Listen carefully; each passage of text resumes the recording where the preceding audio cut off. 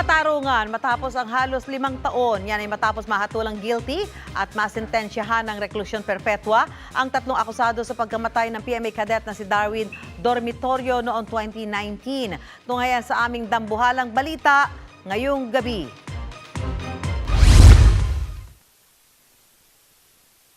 September 2019, nasawi ang 20 taong gulang na si Darwin Dormitorio, 4th class cadet sa Philippine Military Academy. Acute peritonitis secondary to blunt traumatic injury to the abdomen ang cause of death. Resulta ng umano'y paulit-ulit na pananakit sa kanya ng mga kapwa kadete matapos ang halos 5 taon. And are hereby sentenced to reclusion perpetua. Pinatulan ng Baguio Regional Trial Court Branch 5 ang 3 pangunahing akusado sa pagkamatay ni Dormitorio. Guilty sa paglabag sa Anti-Hazing Act sina Felix Lumbag Jr., Shalimar Imperial Jr. at Julius Carlo Tadena.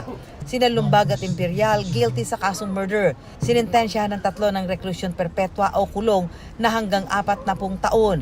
Pinagbabayad din ng korte sina Imperial at Lumbag ng tig 3 milyong pisong danyos habang 2 milyong piso ang pinansisingil kay Tadena. Mula Baguio City Jail, nakatakdang dalhin ang 3 sa Bureau of Corrections. Tumanggi na muna magbigay ng pahayag ang mga kadete. Pero ayon sa kanilang abogado, iaapila nila ang hatol at sentensya ng korte. Ang kapatid ni Darwin na si Dexter, labis ang pasasalamat bagamat inabot ng taon bago nila nakamit ang hustisya. Alay raw nila ito sa kanilang amang si retired Colonel William Dormitorio.